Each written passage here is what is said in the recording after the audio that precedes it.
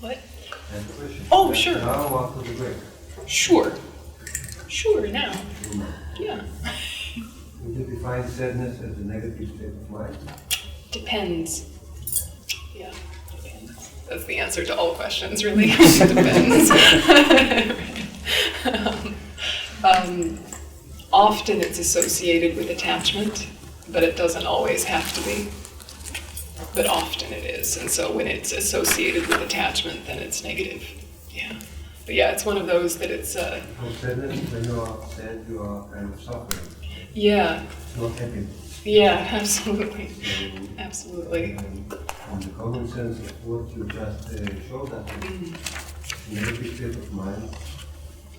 In the negative state of mind is a result of only one's negative actions. But sadness could be because of an external result, which has nothing to do with one's actions also. Yeah, and this is coming back to those teachings on karma of remembering there's a difference between the conditions that ripen the seed and the seed itself, right? And the seed itself is the substantial cause for the experience, but you won't experience it until it meets with conditions. So the substantial cause is for a negative state of mind, is some past action, could have been 10 lifetimes ago, right? Something you did, but maybe not recently. And it's just hanging out there on your mental continuum. And then it meets with conditions, and if you're responding to those conditions, in a way that is complicated, which usually is the way we respond, in that complexity are some conditions that make that negative seed ripen as suffering. Yeah. So sadness, when sadness is suffering, so we have to sort of define what sadness is, But if sadness is suffering for you, then definitely the substantial cause is a negative state of mind, but the present conditions might not have anything obviously negative, right? It could be the loss of something, the loss of someone, and that's not necessarily your fault, quote, in this moment, but the response to it is coming from some past conditioning. Do you know what I mean? So the present conditions might not have anything particularly obviously negative, but those conditions can only have the effect of ripening suffering if you have the seed for suffering there already. So if someone had no negative karma and something sad happened, they would still know there is loss. They would still know this is something I valued that is not there. They would still feel that, but it wouldn't have the effect of then pulling them down into something that is painful.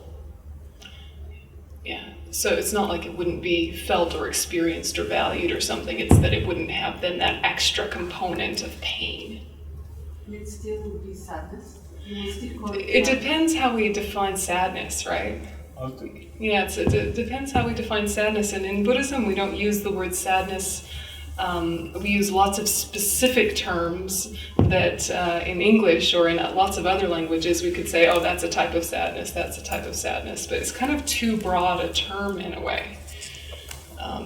Because, also there can be like sort of sadness that is disillusionment with samsara, which is seeing the way that all of cyclic existence is fraught, is contaminated by negative states of mind, that everything that all of us get up to has an aspect of suffering to it, and so you're sort of disillusioned, which is like a sadness, but it helps you with a positive state of mind that wants to get out and sees that freedom is possible.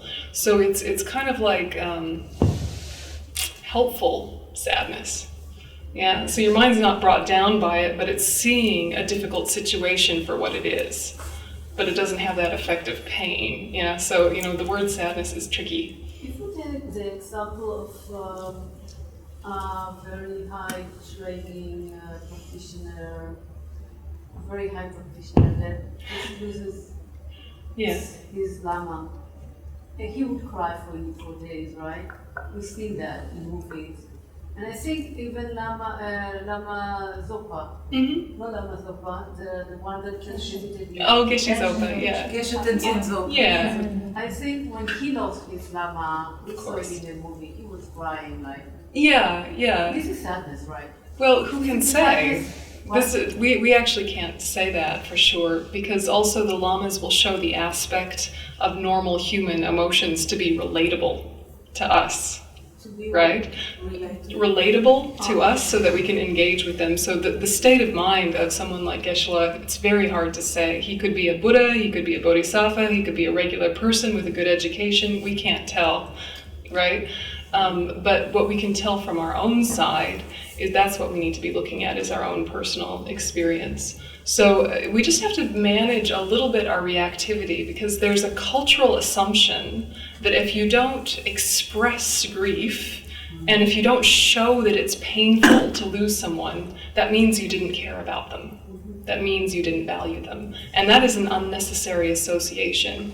You can think, I valued them greatly, I missed them hugely, they were of great importance of my life, and I still wish they were here, and not to have that, and now I need to break down. Yeah.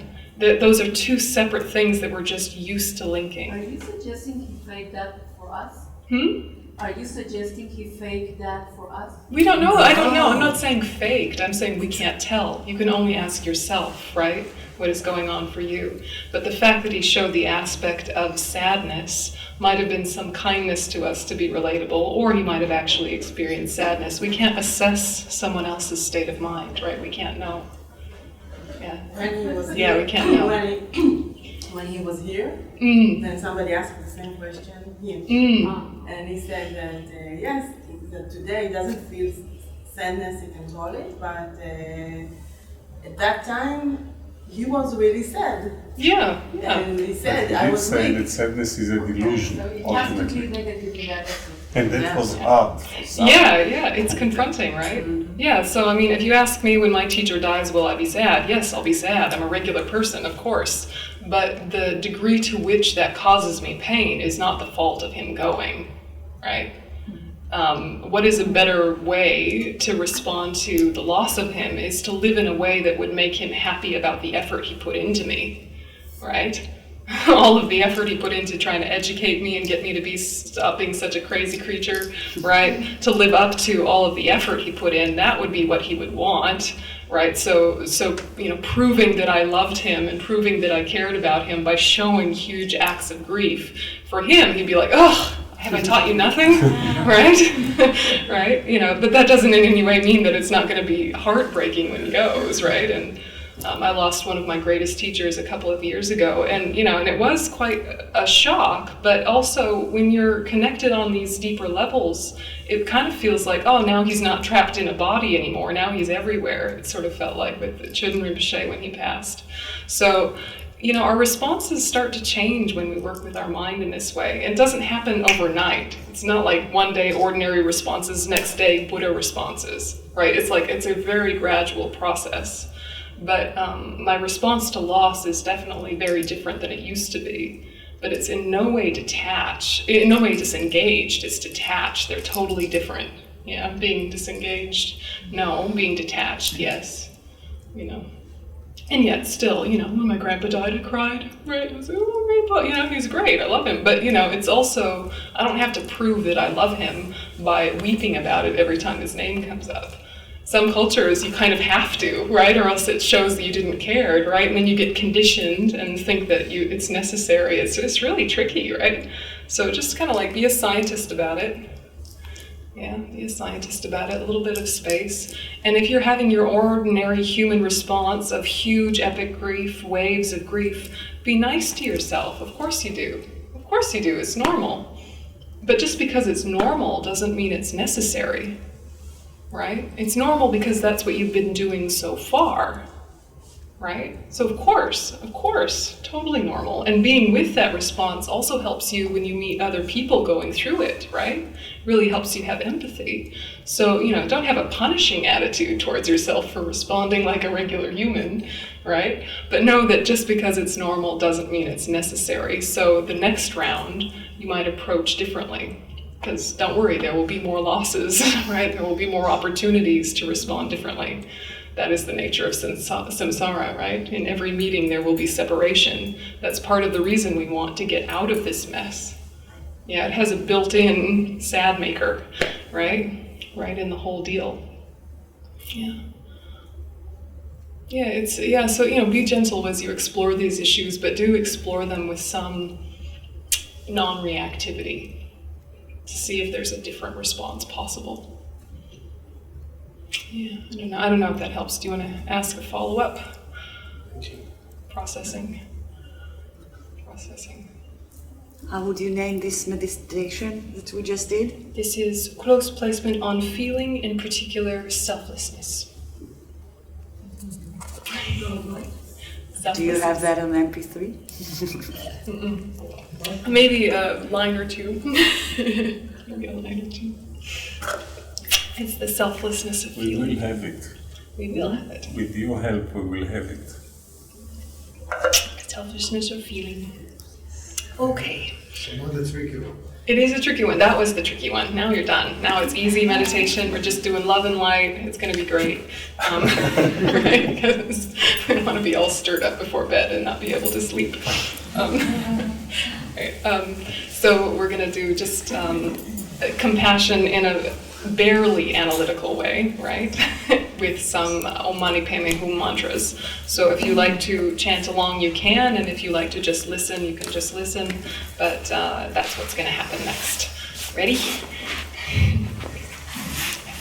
And please hear, I don't want to be at all dismissive of sadness itself, right? This is a huge thing in our culture, right? Sadness and grief and these things. This is what brought a lot of us to the spiritual path, right? That was the very thing that got us to investigate these things deeply. So, please hear, I'm not saying, it doesn't matter, you weak people. That's not what I'm saying at all. The opposite. It's like, this is the thing. If you can let your heart break, sometimes it can then stay open, and that is a wonderful thing. Yeah. So it's the heart breaking isn't necessarily bad. We're just used to assuming it is.